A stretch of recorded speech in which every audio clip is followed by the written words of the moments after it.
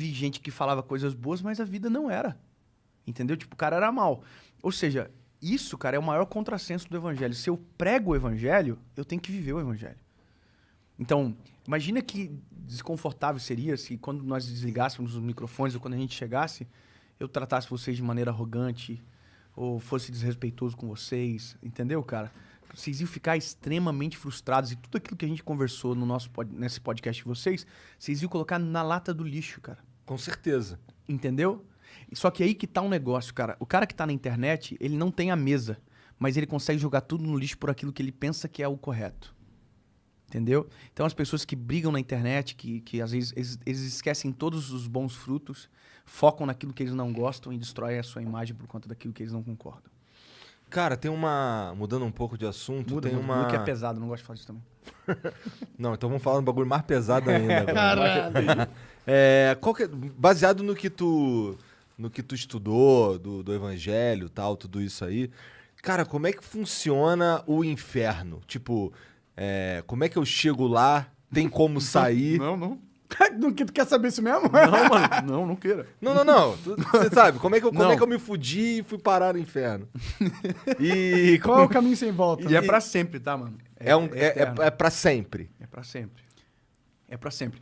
O evangelho, cara, ele é completo. Mas Jesus, isso foi uma parada que eu não lembro quem que me falou. Rápido. Teve um momento que quando Jesus estava sendo... Ele foi crucificado e aí ele desceu ao inferno e libertou uma galera. Ou eu tô viajando?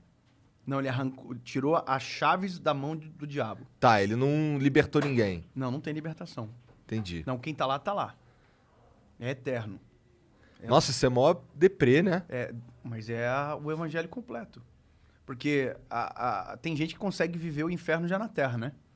Mas a Bíblia diz que pro inferno é aqueles que morrem sem salvação, sem o Senhor. Sem encontrar-se com o Criador, entende? Mas, então... É um assunto bem... Assim, cara... É bem profundo e que tem muitas nuances teológicas quando se trata sobre isso e que, como a gente estava falando, pode gerar uma confusão ainda maior na internet. Mas, assim, uma coisa que você precisa saber. Existe. Entendeu? Existe. Existe o inferno e se você não entender e compreendendo o evangelho, não reconhecer aquilo, esse é o final. Então existe, mas assim... Porque o antônimo disso é o céu, né? E para a salvação, a Bíblia diz que eu preciso confessar e crer.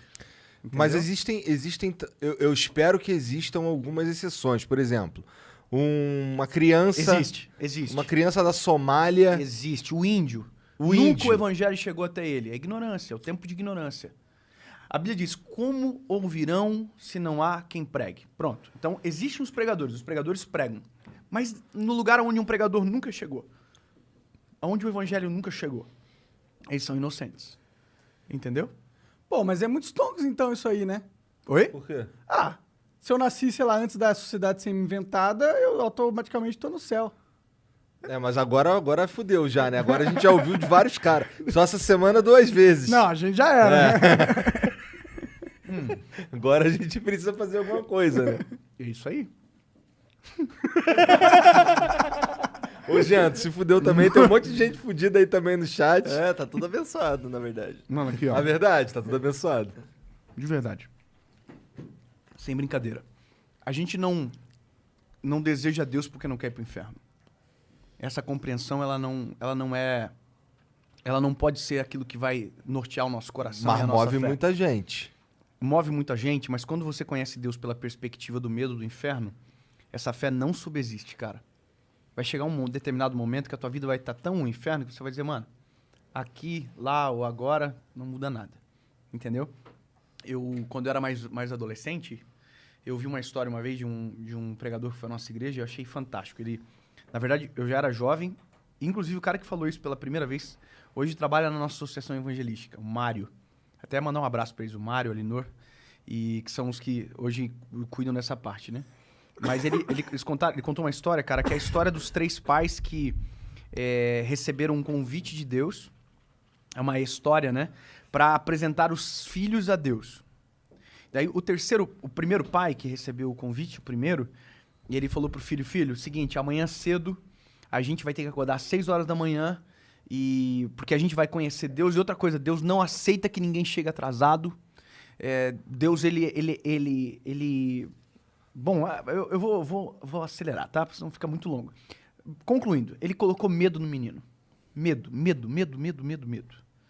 Quando ele chegou no dia do encontro, que era o dia seguinte, que ele levou o filho até Deus, a história termina o pai falando assim, Deus, esse aqui é meu filho. E ele olha para trás, o filho não está. O filho está escondido atrás de uma rocha porque ficou no caminho. Porque ele chegou uma hora que ele sentiu tanto medo de Deus que ele falou, cara, não vale a pena conhecer.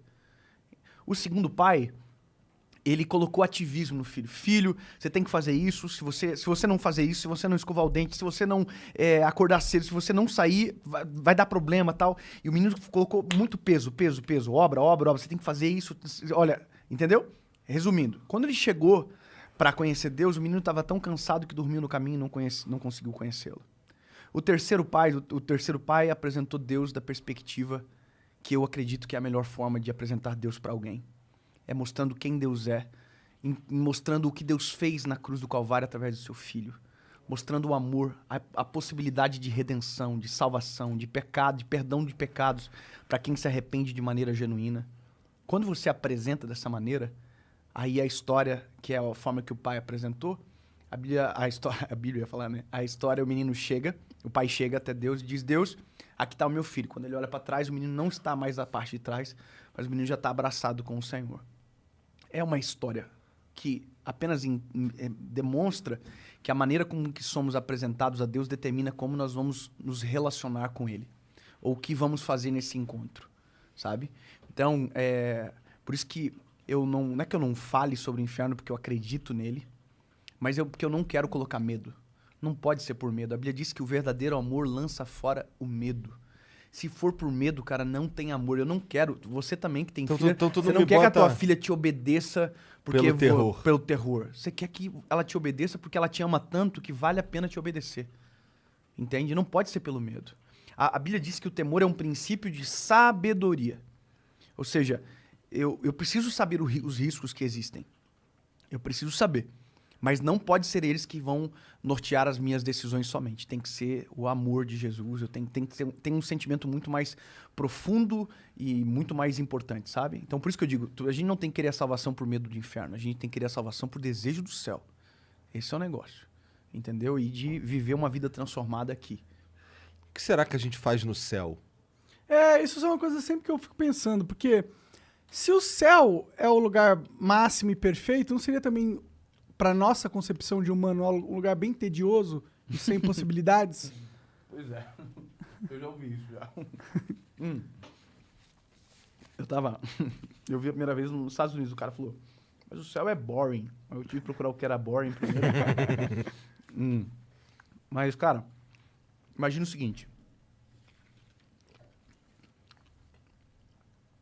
O que mais te assusta hoje no mundo? Você falou no começo. Cara, injustiças. Não é isso que mais fere o teu coração? Não é isso que mais te afastou de Deus em um período da tua vida? Uhum. Então, o céu é um cenário sem injustiça. O céu é um cenário sem dor. É um cenário que é perfeito. Entende?